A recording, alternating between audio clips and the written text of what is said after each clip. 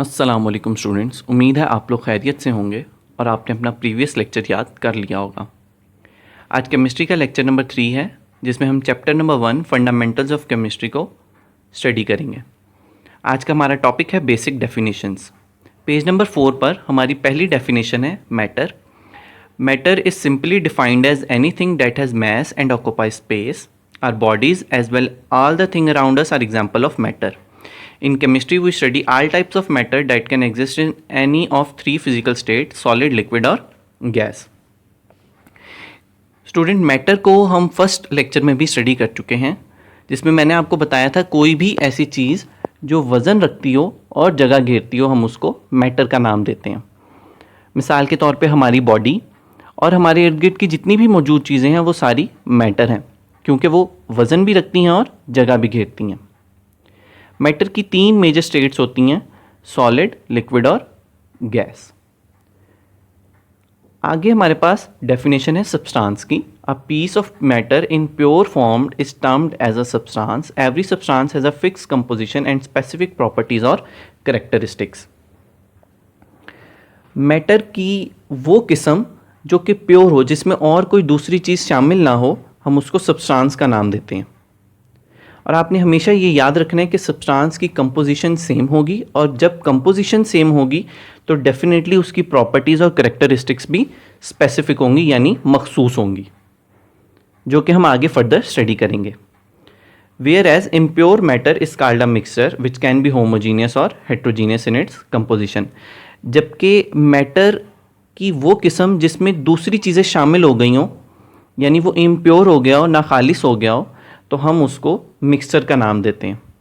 Mixture भी composition में 2 तरह का हो सकता है, होमोजीनियस और हेट्रोजीनियस। इसको भी हम फर्दर टॉपिक्स में स्टडी करेंगे।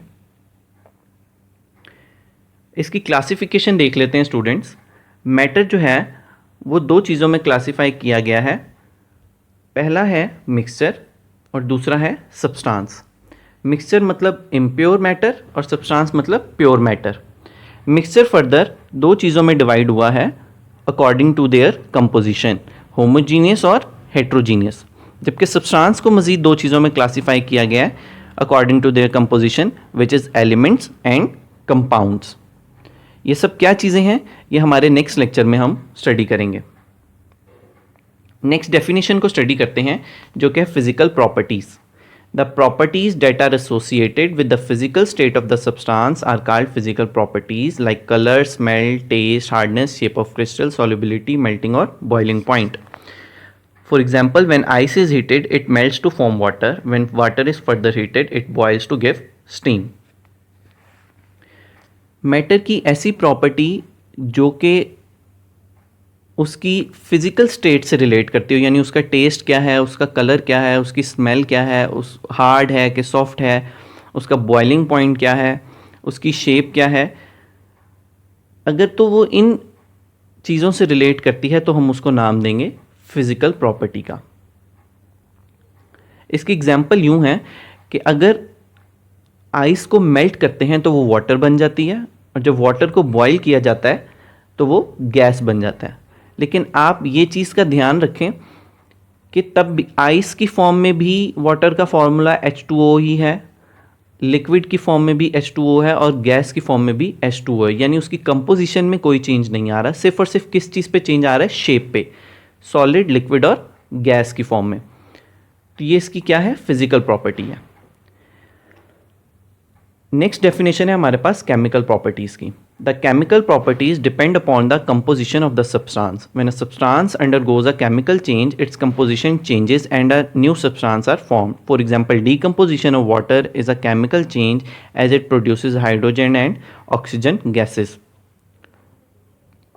मैटर की ऐसी प्रॉपर्टी जो कि सब्सटेंस या मैटर की कंपोजिशन पे डिपेंड करे, यानी वो किन चीज़ों से मिलकर बना है और वो चीज़ें किस तरह कंबाइन हो रही हैं, इस चीज़ पे डिपेंड करे तो हम उसको केमिकल प्रॉपर्टी का नाम देंगे। आपने ये बात हमेशा याद रखनी है कि जब भी कोई मैटर या सब्सटेंस केमिकल चेंज को एक्सपीरियंस करता है तो उसकी कंपोजिशन भी चेंज हो जाती है और एक नया सब्सटेंस बन जाता है। मिसाल के तौर पे हमने ऊपर वाटर को ही कंसीडर किया था, तो यहाँ पे भी वाटर को कंसीडर करते हैं। जब वाटर को केमिकली डीकम्पोज किया जाता है उसके छोटे हिस्सों में, तो वो दो गैसेस प्रोड्यूस करता है, हाइड्रोजन और ऑक्सीजन। पहले वो H2O था यानी वाटर था, और जब उसे डीकम्पोज किया गया तो उसने दो चीज़ें प्रोड्यूस की, H2 और O2 यानी हाइड्रोजन और ऑक्सीजन।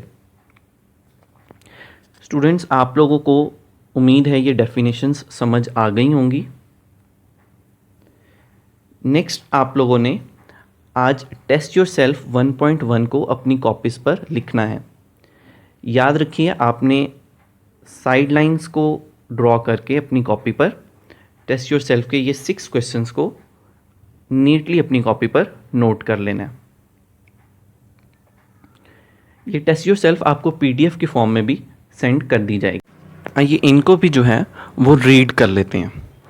आपका टेस्ट योर सेल्फ में 1.1 का फर्स्ट क्वेश्चन है, in which branch of chemistry behaviour of gases and liquid is studied.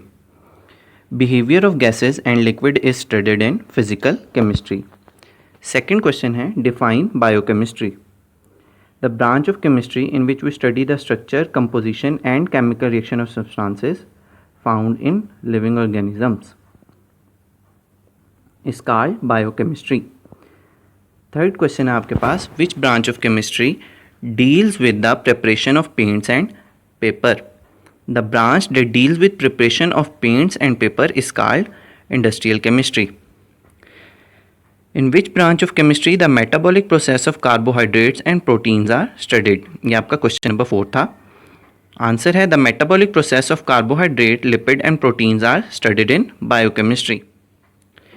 Question number 5 है आपका, which branch of chemistry deals with atomic energy and its uses in daily life? Nuclear chemistry deals with atomic energy and its uses in daily life.